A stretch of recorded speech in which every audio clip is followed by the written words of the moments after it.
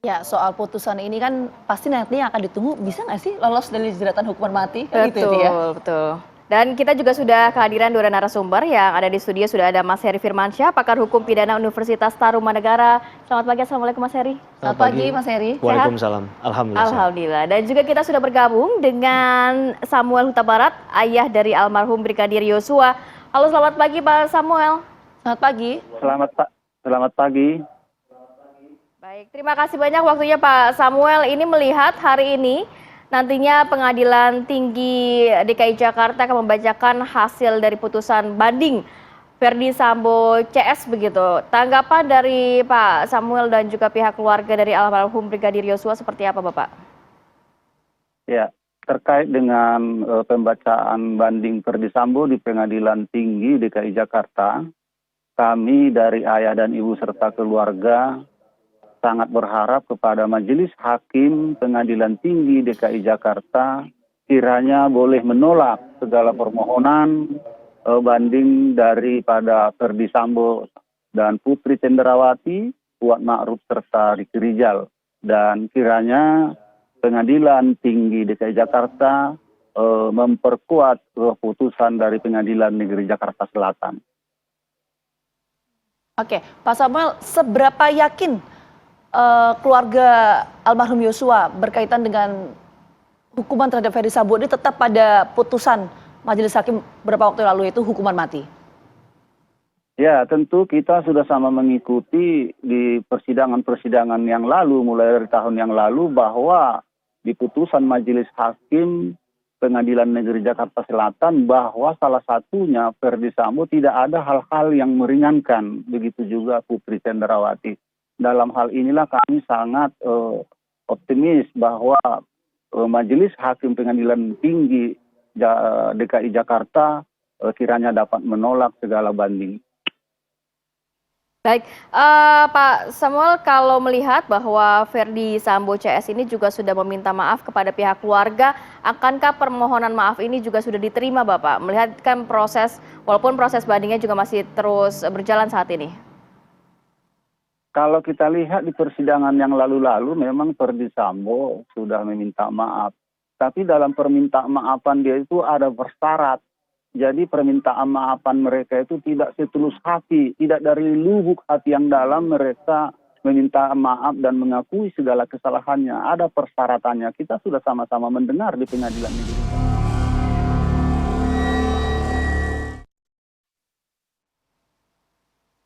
Oke, saya langsung ke Mas Heri. Mas Heri, pertanyaan saya tadi bergantung. Peluangnya besar nggak sih Verdi Sambo ini bisa lolos dari jeratan hukuman mati ya? Tapi untuk tahapan banding ini? Ya, kalau kita melihat, mungkin kita harus mengumpulkan data secara keseluruhan ya. Bank datanya harus ada terkait semua putusan yang mengajukan banding. Tapi tren untuk perkara-perkara yang populer katakan, kemudian juga terkait dengan tindak pidana yang atensi publik, biasanya umumnya tidak jauh dari apa yang diputuskan di pengadilan negeri, begitu ya. Oke, artinya akan tetap pada vonis hukuman mati. Mas Heri mau menyampaikan seperti itu. Kalau kita bicara pada konteks yang tadi itu, maka nggak akan jauh dari putusan pengadilan negeri, maka bisa saja tetap pada putusan pidana matinya. Tapi sekali lagi, kita tidak bisa intervensi terhadap independensi dari hakim kan. Ya. Apakah kemudian hakim menilai sama dengan apa yang diputuskan di pengadilan negeri? Nah, itu kita nggak tahu, karena tadi ada celah hukum yang bisa dipakai di sana terkait dengan tidak adanya alasan yang meringankan. Di sisi lain, kalau di pengadilan negeri itu memperkuat keyakinan hakim bahwa memang putusan yang tepat adalah maksimal pidana mati. Tapi ketika mengajukan banding ini bisa dijadikan ya satu celah atau amunisi bagi mereka yang mengajukan banding tadi, bahwa mengapa tidak kemudian itu diperhatikan. Karena kalau saja itu difokuskan, diperhatikan oleh hakim, dipertimbangkan, maka mungkin saja putusannya bunyinya tidak pidana mati misalnya. Jadi ini jadi satu hal yang mungkin menurut saya dari proses kemarin itu yang diajukan. Kemudian ada juga keterangan saksi yang misalnya diabaikan menurut versinya dari Sambo dan kawan-kawan tadi, atau keterangan ahli yang sebenarnya memperkuat dalil mereka bahwa sebenarnya kalaupun mereka bersalah putusannya haruslah tidak pidana mati. Jadi saya rasa dalam bangunan berpikir seperti itu, maka pengajuan banding ini menjadi satu hal yang dimungkinkan. Apalagi ketentuan KUHP pasal 67 kan memang memberikan ruang untuk bagi terdakwa ataupun jaksa penuntut umum mengajukan banding. Mas Heri, tapi kalau melihat kan memang tidak ada hal yang meringankan begitu ya dalam persidangan yang vonis kemarin. Ya. Tapi kalau melihat isi pledoi dari Verdi Sambo, ia sempat menyatakan bahwa selama ia berkiprah di institusi Polri, ia tidak pernah melakukan pelanggaran, bahkan meraih banyak penghargaan. Akankah hal itu juga bisa menjadi pertimbangan nantinya untuk banding ini? Secara normatif, pastinya itu akan dibunyikan oleh mereka yang berperkara dan menghadapi persoalan hukum seperti itu ya. Karena itu kan poin baik dan kemudian juga ingin membuktikan bahwa selama ini dia nggak punya catatan kriminal. Betul. Bahwa setiap orang mungkin saja salah, dan kali ini dia salah memang melakukan satu tindakan katakanlah kriminal, perbuatan pidana sesuai dengan ketentuan pasal 340 KUHP yang kemarin sudah dituntut dan diputuskan gitu. Jadi dalam hal ini menurut saya itu memang satu hal yang akan didorong ke arah sana, termasuk rekam jejaknya tadi kan, bahwa dia sudah puluhan tahun berkiprah, kemudian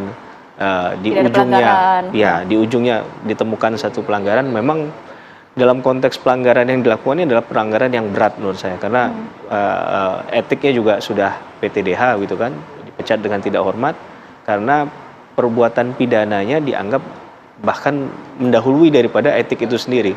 Di kasus yang lain kan bisa aja diputus dulu perbuatan pidananya, sudah pasti baru dikaitkan dengan etik. Nah kemarin kan kalau tidak salah Sambo lebih kebalik ya, dia malah etiknya dulu diajukan, diputus, kemudian perbuatan pidana sambil jalan dan ujungnya pada putusan. Gitu. Tapi ini menarik ya, Teh. Kalau tadi kita tangkap poinnya Mas Heri bahwa Mas Heri menyampaikan, iya ini tidak akan jauh berbeda lah dari vonis majelis hakim ya, karena tidak ada hal yang meringankan. Kalau gitu saya mau ke Pak Samuel lagi. Pak Samuel, kalau ini kan harapan keluarga ya harusnya sama saja seperti vonis majelis hakim kemarin. Tapi kan kalau kita lihat banding ini kan salah satu dari rangkaian upaya hukum yang ya masih bisa ditempuh kok oleh Verdi Sambo nanti kalau misalnya banding tidak sesuai. Masih ada kasasi, masih ada peninjauan kembali, bahkan gerasi. Terus kemudian kalau KUHP yang baru juga nanti akan diberlakukan di 2026, itu kan akan berbeda lagi. Nah seberapa yakin ini keluarga bahwa nanti sampai akhir ini masih on the track? Ya, kami sangat meyakini semuanya on the track. Tapi soal Mbak bilang tadi, PK dan sebagainya itu adalah hak daripada mereka, hak hukum mereka. Jadi itu terserah mereka. Kalau kami keluarga di Sumai Bahar ini ya, sangat yakin Majelis Hakim Pengadilan Tinggi DKI Jakarta, kami meyakini akan menolak permohonan banding daripada Verdi Sambo CS. Oke, Pak Samuel, kalau untuk Putri Chandrawati, kemudian juga untuk Ricky Rizal dan Kuat Ma'ruf, tanggapan dari keluarga seperti apa, Pak? Apakah sama juga tetap bersikeras lebih baik ditolak saja bandingnya? Iya sama, berempat orang itu kan sama-sama merencanakan ataupun ikut serta dalam perencanaan pembunuhan ini. Itu adalah fakta di persidangan Pengadilan Negeri Jakarta Selatan. Oleh karena itulah kami sangat berharap sekali kepada terdakwa yang 4 orang ini agar permohonan banding mereka ya dikesampingkan ataupun ditolak oleh Pengadilan Tinggi DKI Jakarta. Baik, tapi adakah langkah yang nantinya akan diambil oleh pihak keluarga kalau begitu Pak, Sambo CS ini ternyata lebih ringan vonisnya dibandingkan sebelumnya? Kami sangat optimis bahwa permohonan banding mereka ditolak, dan soal langkah-langkah itu perlu kami nanti konfirmasi dulu dengan tim pengacara kita. Baik Pak Samuel. Saya mau ke Mas Heri lagi. Mas Heri, kalau melihat ya tadi kan sudah dirilis juga ya majelis hakim yang nantinya akan menangani banding dari Sambo, dan juga Mas Heri juga sudah mengetahui. Tapi kalau melihat dari track recordnya atau sejarahnya mungkin majelis hakim Pengadilan Tinggi DKI Jakarta, apakah memang sering memberikan kortingan atau potongan-potongan vonis terhadap kasus-kasus seperti ini? Dalam beberapa perkara kadang banding itu bisa menguntungkan terdakwa, bisa juga merugikan. Kadang ada yang diperberat gitu ya. Banyak perkara dalam tindak pidana korupsi misalnya itu ketika ingin mengajukan banding dengan harapan akan dapat diskon atau keringanan tadi, potongan dari masa hukuman yang dijalani di PN, ujung-ujungnya malah kemudian gigit jari begitu ya, karena tapi ini hukumannya maksimal ya, hukuman mati ya. Nah, artinya peluang itu nggak terbuka dong ya kalau gitu ya, untuk kerugian terdakwa tadi. Kalau kita terpidana? kalau kita bicara pada hakikat putusan, itu kan putusan itu bisa saja dia sama dengan PN, kalau berat nggak mungkin karena paling maksimal Iya, kan, hukuman begitu kan? mati kan itu. Iya, Iya. tapi kalau diturunkan di bawahnya mungkin saja. Ya. Nah, tinggal bagaimana kita sebenarnya begini, membaca pertimbangan hukum hakim itu yang paling penting.